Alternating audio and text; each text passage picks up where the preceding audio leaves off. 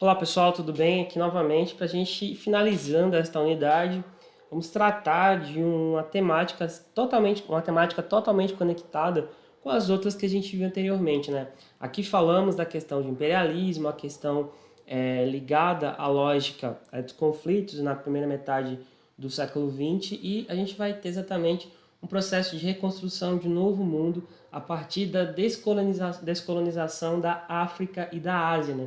Os dois continentes que mais sofreram, como já falamos em outros momentos aqui nesta unidade, e no ano passado também na última unidade, mostrando como as potências europeias lutaram entre si para conquistar territórios fora da Europa e, consequentemente, essa conquista vai a partir de ir para territórios que antes tinham algum grau de independência e que a partir da invasão europeia passam a se tornar colônias, né? Então, a descolonização da África e da Ásia é um processo histórico que ocorre, que começa a ocorrer a partir da Segunda Guerra Mundial, ou seja, a partir do seu final, com o enfraquecimento, né, das metrópoles europeias, né, especialmente Inglaterra e França, e vai começar a construir uma nova geopolítica mundial, né, com o surgimento ou ressurgimento de outros países nesses continentes.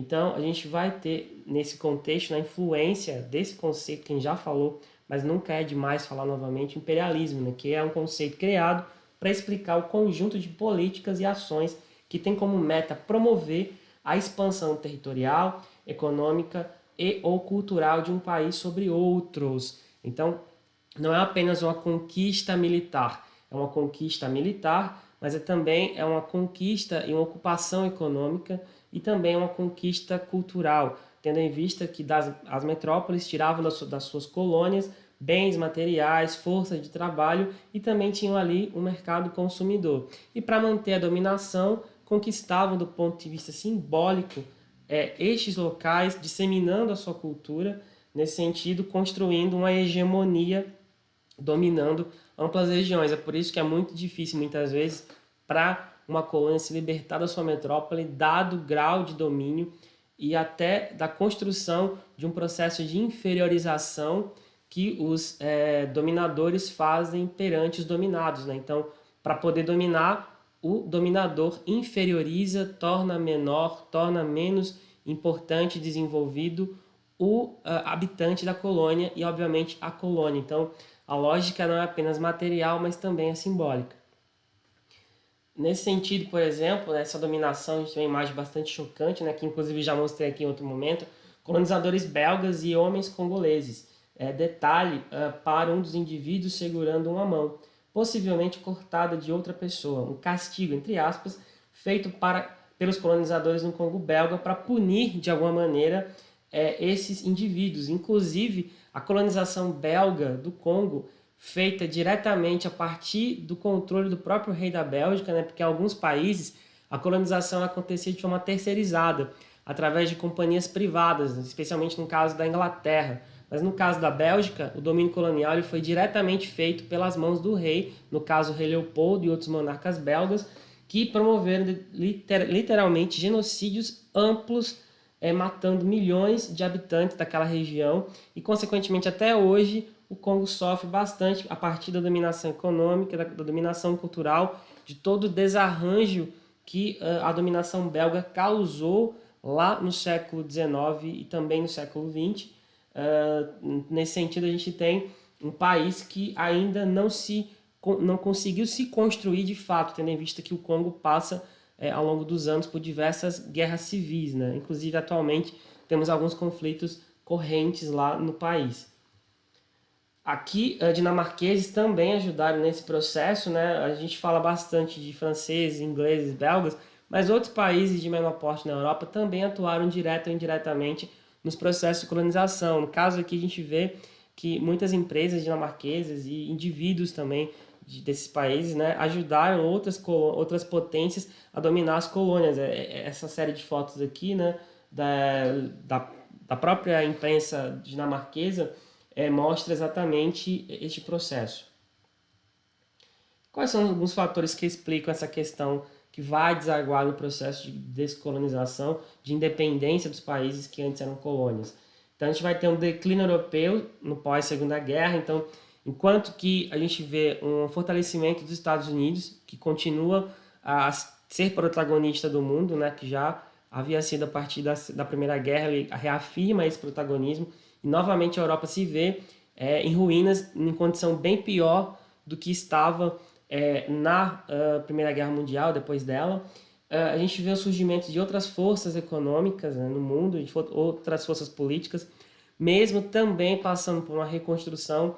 A União Soviética vai se impor como uma grande potência a partir da Segunda Guerra Mundial. Já era um país muito importante, mas vai se tornar mais relevante ainda. Inclusive, a gente falou sobre a lógica da Guerra Fria e desse mundo bipolar que vai surgir a partir dessa nova ordem mundial. E exatamente, né, essa nova ordem desses dois países fora do eixo tradicional, né, que envolvia França e Inglaterra, principalmente Inglaterra, a gente vai ter um mundo que vai se construir a partir desse antagonismo entre Estados Unidos e União Soviética. Obviamente que não totalmente ele, mas em parte por conta dele, os processos históricos vão se mover a partir desse dualismo entre sociedades que apoiavam a União Soviética, o socialismo soviético, e sociedades que apoiavam o capitalismo e os Estados Unidos. Então, nesse sentido, né, a Europa não tinha condição de manter parte do seu império colonial, e as colônias viram uma condição importante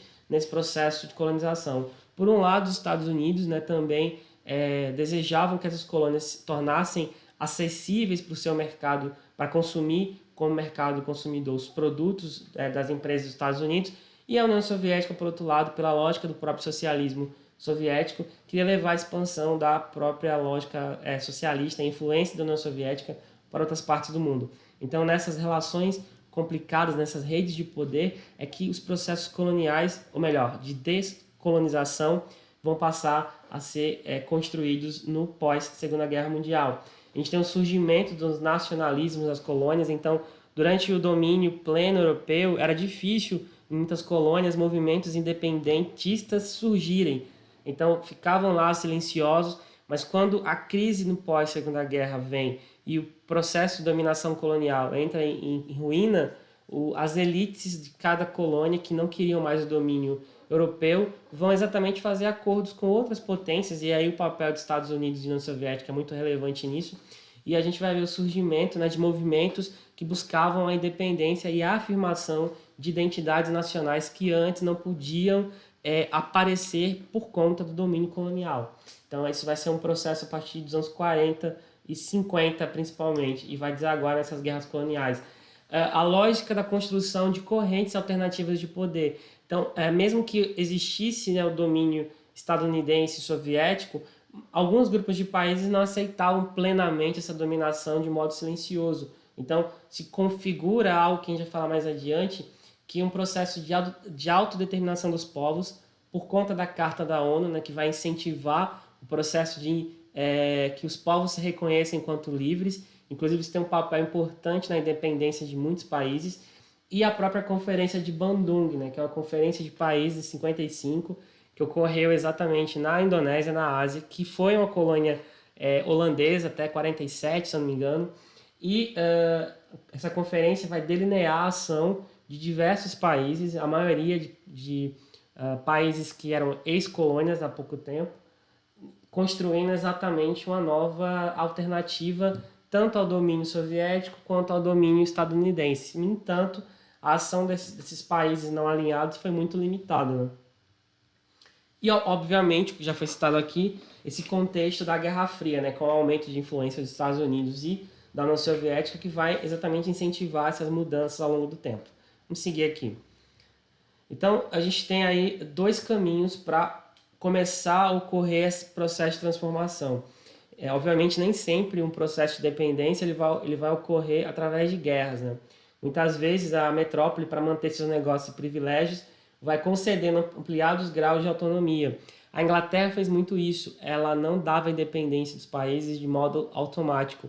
Ela fazia negociações com as elites locais para que os privilégios do governo e das empresas inglesas não fossem tocados ao longo do tempo, né, naquelas colônias, e pouco a pouco ia criando um grau de autonomia. Então, de colônia passava a uma espécie de departamento, passava depois a um protetorado e assim se tornava depois processo de independência, né? Então, apesar de que em muitas regiões o conflito ele acabou existindo mesmo ao lado desses processos de negociação, mas nem todas as colônias a gente vai ter um processo feito pela lógica, né, da disputa militar, como ocorreu, por exemplo, na Argélia, que foi uma guerra que fez a separação dela com a França. E aí exatamente esse segundo caminho, né? Conflitos armados com a metrópole, como nos casos da Argélia e Vietnã contra a França. Os conflitos da Inglaterra com as suas colônias foram em menor grau se comparadas às guerras de independência de muitas ex-colônias francesas, especialmente o caso da Argélia e Vietnã, que foram guerras bastante complexas e que mataram milhares de pessoas, tanto de franceses quanto de colonos argelinos e vietnamitas. Então, a gente vai analisar aqui alguns casos de impérios coloniais, né? A gente tem aqui a Rainha Vitória e o Império Colonial Inglês, olha o tamanho da presença inglesa no mundo, ali por volta da metade, né, do século XX, né? Então, a gente tem colônias concentradas principalmente na África e na Ásia, mas a gente vê também colônias inglesas nas Américas, né? A Guiana, aqui na América do Sul, tivemos o Belize, a Jamaica, que ficou independente em 67, Bahamas e outras ilhas menores. E lá em cima, aquela parte no Canadá, são duas províncias, né? Que é a Newfoundland e uma parte da província do Labrador, que eram colônias inglesas até metade do século XX e ao invés de se tornar países, decidiram fazer parte do Canadá. Canadá por si só, que também já foi colônia inglesa até 1901, 1902. Então, a Inglaterra tinha uma presença muito grande colonial, né? Inclusive até hoje algumas ilhas em algumas regiões do mundo ainda estão ligadas à Inglaterra enquanto parte, né, desse império que ainda tem alguns vestígios espalhados pelo mundo. Então, o caso indiano emblemático, a gente já falou da Índia aqui no começo dessa unidade.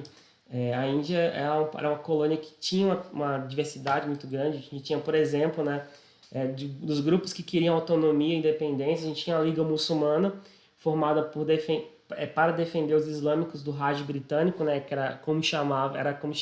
chamava-se a colônia, né, que englobava o que hoje é Índia, Bangladesh, Paquistão, Birmânia, Nepal e Butão. Então, o Ali Jinnah, que é esse senhor alto do lado do Gandhi, defendia a separação em dois países, um de maioria hindu e outra muçulmana. Inclusive, essa ideia dele vai ser a que vai acabar prevalecendo com o tempo, né? Então, a gente tem o Gandhi, ligado ao Partido do Congresso. Aquele símbolo lá, uma estrela com a meia-lua de fundo verde, que hoje é a bandeira do Paquistão, era o símbolo da Liga Muçulmana, né? E o Partido do Congresso, que reunia as camadas médias hindus, né? Era estruturado a partir da figura do Mahatma Gandhi. Os dois atuaram muito fortemente, né, nas alianças políticas e também alguns conflitos para exatamente fazer a independência daquela região do mundo. O Gandhi não queria um país separado, né? Queria um país que houvesse a convivência dos muçulmanos e dos hindus. Já o Ali Jinnah queria dois países específicos, né? Um país que englobasse os muçulmanos e outro que englobasse os hindus, né? Inclusive é o que vai, como eu falei, acabar prevalecendo ao longo do tempo, né? Tendo em vista que a relação entre hindus e muçulmanos era muito conflituosa e ainda hoje é muito conflituosa, né? Na Índia, que tem 1 bilhão e 200 milhões de habitantes, tem por volta de 150 milhões de muçulmanos, que no contexto indiano é uma minoria. Só que é uma minoria que sofre muita perseguição lá na Índia, inclusive o atual governo hindu é muito anti-islâmico, né? Então, há muitos casos de conflitos onde ambos os lados se atacam e, invariavelmente, quase sempre os hindus, os muçulmanos, levam a pior nesse conflito. A gente tem aí a figura do Gandhi, né, que foi o líder desse movimento hindu e também um dos principais líderes, né, da independência, né, desde os anos 20. Ele se formou como um intelectual, morou, por exemplo, também na África do Sul, né, voltou para a Índia depois, e aí que ela assume essa vestimenta mais branca, né, que é muito conectada com essa ideia de um contexto pacifista, e praticava como grande arma para obter a independência a chamada não violência, que é basicamente boicotar os britânicos. Então, ao invés de ir para o conflito armado, ele considerava que derramar sangue não era importante, né, para ganhar a independência. Então, A lógica de escolha de luta dele foi exatamente os indianos boicotarem os produtos britânicos, desobedecer o governo colonial, nesse sentido, pouco a pouco, ir demarcando espaço. No entanto, ele viu muito pouco a sua Índia independente, né, porque ele acabou morto em 48, um ano depois de ter conseguido, né, atingir essa autonomia para a região indiana. Tem aqui uma foto muito clássica, né, da Índia, é um tema comum, a Índia e os seus trens, né, a gente vê aí como essa composição estão cheias, né? Essa imagem é antiga, mas ela hoje é muito comum ainda.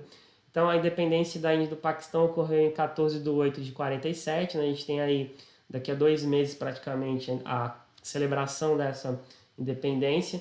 Então, o jornal The Hindustan Times, India Independent, British Rule Ends. Índia independente, o domínio britânico termina, né?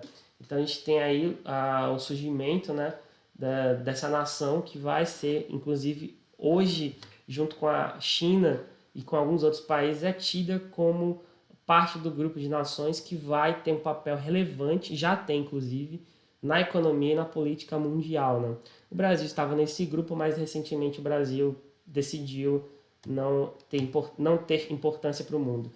Então a gente tem aqui um mapa, né, que mostra, a partir desse processo de dependência, que não foi tão calmo quanto o Gandhi queria, mas depois que essa independência ocorre, muitos conflitos vão acontecer envolvendo exatamente os interesses hindus e os interesses políticos islâmicos, né? Porque essa parte do mundo não tem árabe, mas tem islâmico, porque nem todo islâmico é árabe, fica isso bem claro. Somente 25% dos fiéis do islamismo são árabes, a maior parte não é árabe. Então, em 47, tem o primeiro conflito, né, que foi no ano da independência, numa luta por territórios. A gente tem o primeiro grande conflito armado, que a ONU mediou essa disputa.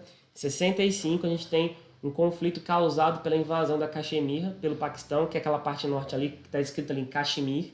Então, até hoje, essa província ela é um processo de disputa entre Índia e Paquistão, né? A fronteira é bastante tensa, volta e meia explode um conflito lá nas fronteiras. É uma região montanhosa, né, que ela fica na cadeia do Himalaia, muito fria, mas ela tem uma importância muito grande, né, tanto para a Índia quanto para o Paquistão. Em 71 a gente tem um outro grande conflito, que é exatamente a independência do Bangladesh, né, que é o Paquistão Oriental, porque quando houve a independência, o que está em verde aqui era um país só, o Paquistão Ocidental e Oriental. E a Índia meio que influenciou para essa divisão, né? Então é por conta dessa influência hindu que Bangladesh passa a exigir independência e se separa do Paquistão, né? Numa guerra que a Índia tem um papel muito grande, foi uma guerra muito sanguinolenta. Em 99 teve um outro conflito em menor escala também, e de vez em quando aparece um conflito lá. E a gente tem o que a gente estava falando da Conferência de Bandung, né? Que ocorreu de 18 a 24 de abril de 55, lá na região, no caso na cidade de Bandung, na região asiática, na Indonésia.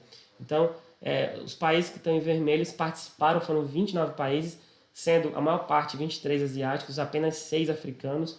Surgiu a ideia da política de não alinhamento, né? Ou seja, não se alinhar automaticamente ou à União Soviética ou aos Estados Unidos. Então, esses países pregavam que cada nação poderia construir o próprio caminho, buscando autonomia, sem se colocar embaixo das asas automáticas desses dois países.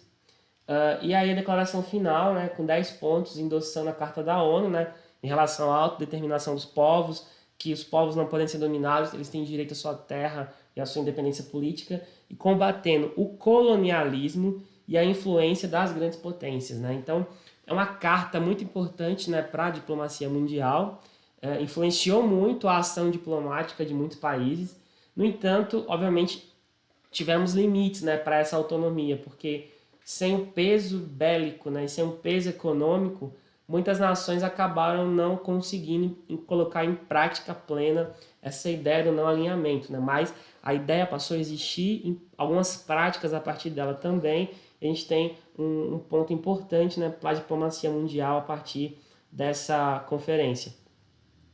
Enquanto isso, lá na África, o Aimé Césaire, um grande intelectual africano, ele escreveu muitas obras sobre o colonialismo, né, e as consequências dele para a as populações dominadas, especificamente focando na questão dos africanos, né? E aí a gente tem um trecho de uma obra dele, né? Vamos tentar ler aqui. Seria preciso estudar, primeiro, como a colonização se esmera em descivilizar o colonizador, em embrutecê-lo, na verdadeira acepção da palavra, em degradá-lo, em despertá-lo para os instintos ocultos, para a cobiça, para a violência, para o ódio racial, para o relativismo moral. Então, ele está observando aqui, eu falei da questão de que, ao mesmo tempo que a colonização ela tira a capacidade humana do colonizado, mas ela também torna o colonizador um ser bruto e que ele tem que tornar os seus instintos ruins para a violência.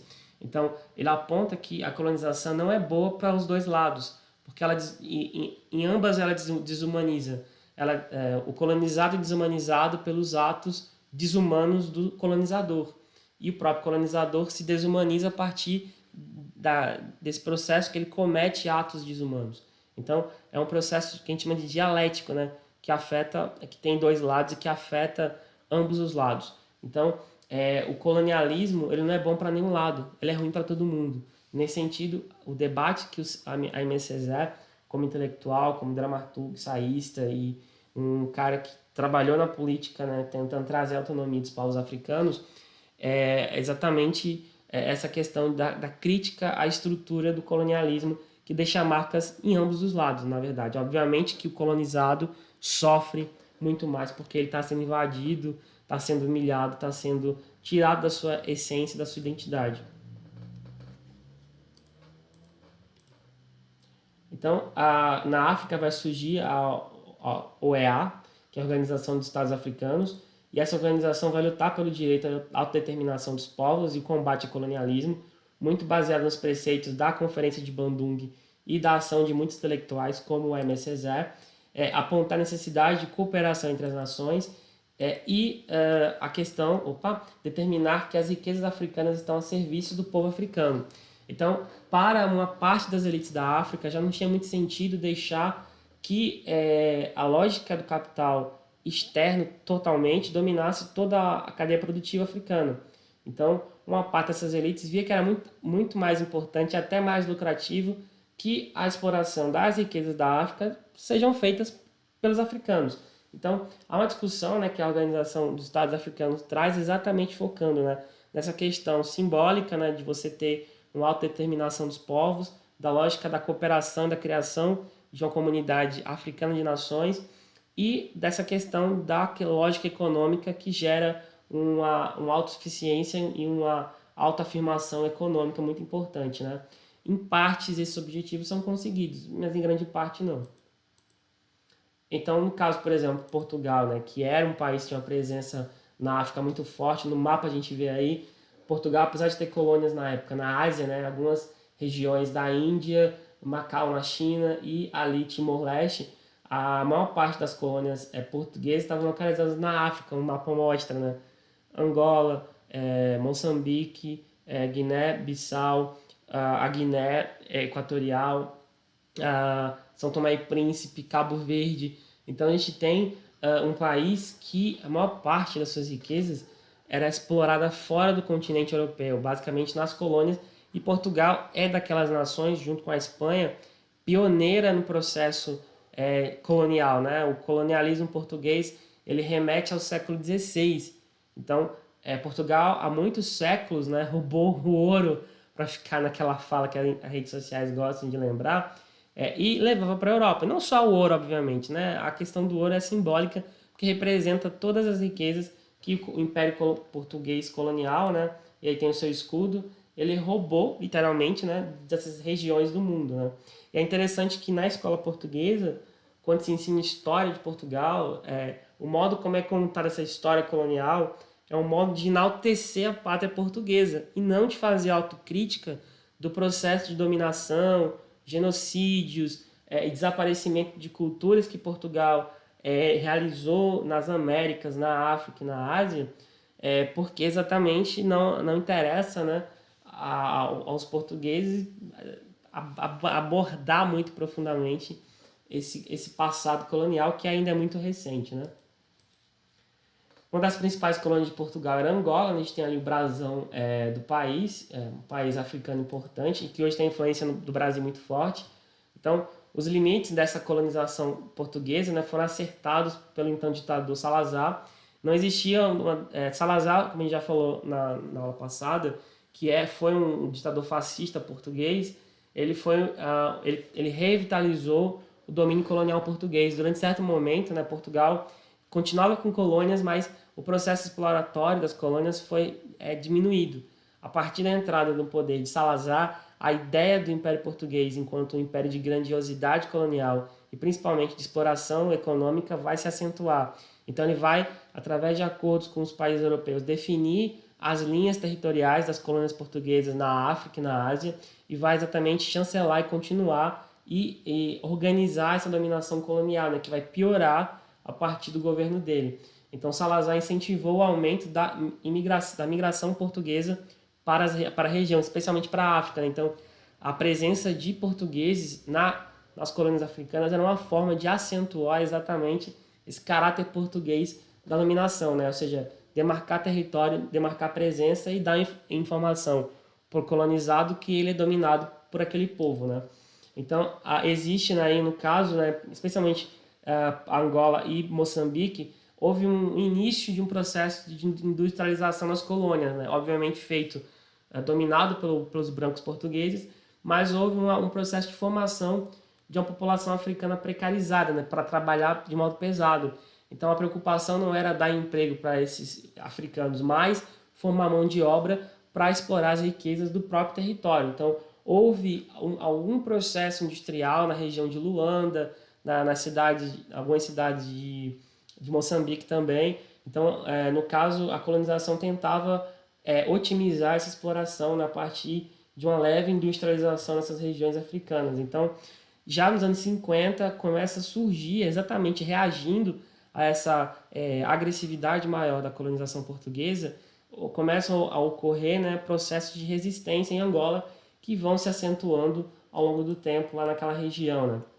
Os principais movimentos, né, o Movimento Popular de Libertação de Angola, né, ligado ao Movimento Comunista Internacional, a gente vai ver que são movimentos muito amplos, né, diversificados. A Frente Nacional de Libertação de Angola, ligada aos Estados Unidos e ao vizinho Zaire, que era uma colônia belga, né, que era o Congo, na verdade, anteriormente. E, por fim, a União para a Independência Total de Angola, que mantinha laços com a China, que também é uma potência socialista, mas não tinha tanta relação com a União Soviética. Interessante, China e União Soviética, mesmo sendo países socialistas, a relação entre os dois países não vai ser muito boa, né? Vai ser muito conflituosa. Então, os principais grupos, né, especialmente a MPLA, vai ter um papel muito importante na independência, né, na construção da independência angolana. Então, esse conflito, né, vai se iniciar em 61 e se estender até 75, né, que é o ano da Revolução dos Cravos em Portugal. Então, marquem esse ano que é muito importante para a independência de Portugal, de Angola, mas muito importante também para Portugal. Portugal tentou várias vezes soluções, né, para tentar minimizar esse conflito, dando direito para as populações das colônias, né, criando o chamado Estatuto do Indigenato, né, que a palavra indígena não serve no mundo só para classificar os povos originários das Américas. Ela tem sido usada desde o século passado para classificar qualquer povo originário de qualquer continente. Então, por isso que tem aqui indigenato, tá? Só para explicar essa questão. E aí, os movimentos, né, o MPLA, o UNITA e a FNLA, não vão aceitar e vão rejeitar essas propostas de mais autonomia, porque eles queriam, basicamente, a independência. Então, a gente tem soldados aí do MPLA na foto, tá? Então, a gente tem a imagem aí dos soldados portugueses lutando na selva angolana. Então, o exército de Portugal conseguiu manter as forças resistentes, né, nas margens de Angola, não deixando elas chegarem próximo do litoral. Então, as forças atuavam principalmente no interior das colônias portuguesas, especialmente em Angola, no caso, e só com o tempo que esse processo vai se acentuar. Né?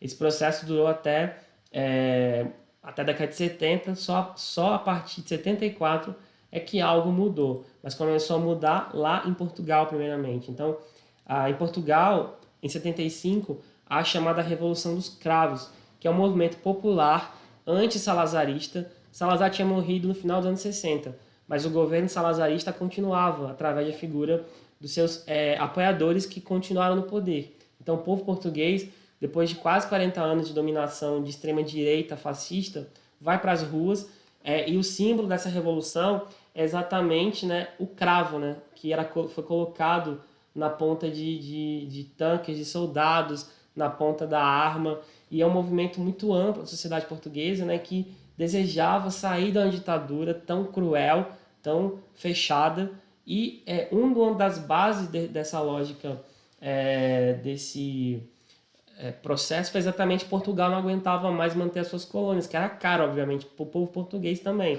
Então, esse movimento fez com que o exército saísse das colônias e voltasse para casa, né? Então, obviamente, aí, lá nas colônias a gente tem as disputas, né, entre as várias frentes coloniais, né?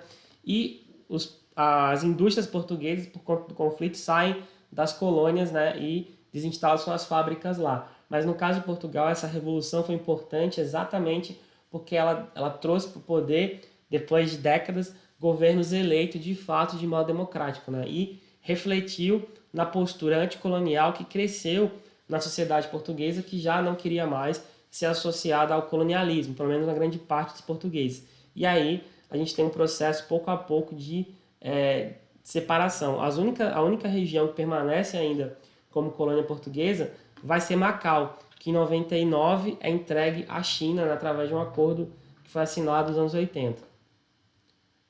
E aí lá em Angola, né, as disputas continuam, mas há uma vitória eleitoral da MPLA, né, representada na figura de João Agostinho, né? Então o conflito entre os grupos é vencido pelo MPLA. A independência foi proclamada no 11 de novembro de 75, mas no mesmo ano, algumas semanas depois, uma guerra civil começa a acontecer, né? Embora o Agostinho Neto tenha sido eleito presidente, né, o Angola vai ficar em constante guerra civil, especialmente no interior do país. É um processo que vai colocar essas diversas frentes que não aceitavam o domínio do MPLA, de base socialista, e até 2002 a gente vai ter um conflito aberto. Em 2002 é assinado um acordo de paz e aparentemente hoje as coisas estão mais calmas por lá. Inclusive o mesmo partido ainda governa, né? Apesar dos problemas, tem sido reeleito e eleito constantemente. Em Angola, apesar de ser um país muito pobre, ainda é uma das nações que tem uma base econômica muito importante na África, exatamente por conta da mineração e do petróleo. E aí a França, isso é o Império Colonial, né? É o tamanho do Império Colonial francês, localizado principalmente na África, mas com um pé lá no Oriente Médio, na Síria e Líbano, por exemplo, e lá no extremo Oriente, no Sudeste Asiático, a Indochina, né, que englobava o Laos e o Vietnã, e aqui na América do Sul e em algumas regiões do Caribe, ainda nós temos algumas colônias francesas, que na verdade não são mais colônias, são chamados departamentos ultramarinos, né? Aqui na América do Sul, né, na divisa com o Amapá e o Pará, a gente tem a Guiana Francesa, que é o maior departamento ultramarino francês. Até hoje ainda a gente vê resquícios desse Império Colonial francês em algumas partes do mundo também. Então a França, né, vai ter a principal guerra, as duas principais guerras que a França vai enfrentar, exatamente a Guerra da Argélia e a Guerra do Vietnã. No caso da Guerra da Argélia, a gente tem aqui o Memorial dos Mártires, né? Uma guerra que dura de 54 a 62 e foi uma das mais sanguinolentas guerras coloniais do século XX, né? A gente tem aqui, né, o mapa, a bandeira, né, da Argélia, né, estilizada. Então é uma guerra que teve basicamente, né, duas guerras simultâneas ao mesmo tempo, porque foi uma guerra contra a França e uma guerra entre os dois grupos revolucionários argelinos que queriam a independência da França, só que não aceitavam que um deles dominasse apenas, né? Porque no caso eles não aceitavam o domínio um do outro. Então a FLN, que é a Frente de Libertação Nacional, e o MNA, que é o Movimento Nacional Argelino, né? 300 mil argelinos mortos e 1 milhão enviados para campo de reagrupamento, né? Tipo campo de trabalhos forçados, né? Então a França ela teve uma ação muito violenta, né, cometendo crimes de guerra, como estupros, torturas. Obviamente a Argélia também cometeu isso, mas em menor grau. Mas foi uma das guerras mais sanguinolentas, né? Mobilizou uma parte muito grande da opinião pública mundial contra a França. Dentro da própria França, uma parte grande da sociedade francesa resistia à guerra na Argélia, principalmente ao domínio colonial, especialmente as esquerdas, né, que não queriam que o país tivesse colônias, né, queria libertar esses países. E aqui a gente tem a capa do jornal Le Figaro, um dos principais jornais franceses, né, mostrando exatamente o cessar-fogo na Argélia, né, cessez-le-feu en Algérie.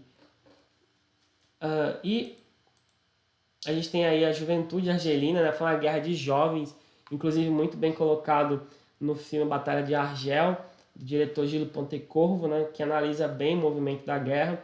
Foi uma guerra que trouxe, né, uma destruição muito grande para as principais cidades da Argélia e jogou exatamente, né, na opinião pública esse debate sobre o colonialismo, né, sobre o imperialismo, que estava muito forte, né, no caso o neocolonialismo, que estava muito forte naquele contexto no mundo, nesse mundo em um processo de transformação e de lutas constante, né.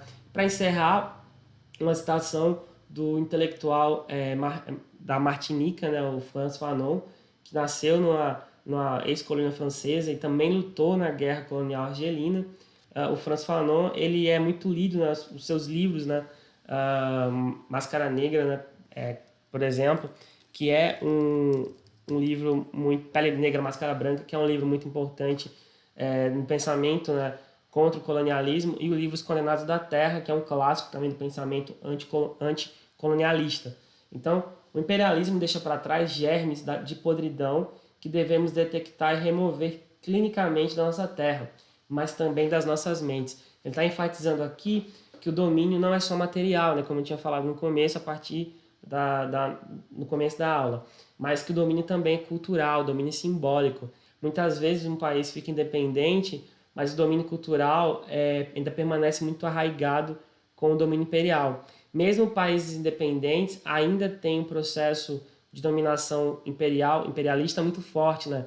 Basta ver a influência da cultura dos Estados Unidos na cultura brasileira e no modo como nós brasileiros reproduzimos, de modo até sem crítica, a cultura dos Estados Unidos. Esse domínio colonial não é somente um domínio do passado, nem um domínio específico, né, político. Ele é um domínio, muitas vezes, na maior parte do tempo, cultural e simbólico, né? Por isso que ele enfatiza nessa questão do domínio das mentes. Então, nesse sentido, a gente encerra aqui esse tópico, que a gente abordou a questão da descolonização nos diversos cantos do mundo, né? Na construção de países independentes, mas é uma luta que ainda continua, porque nós temos ainda no mundo alguns vestígios dessa luta colonial, e a dominação das potências econômicas ainda é uma coisa frequente, né? Ainda é presente no nosso dia a dia. Então, basicamente, é isso, pessoal.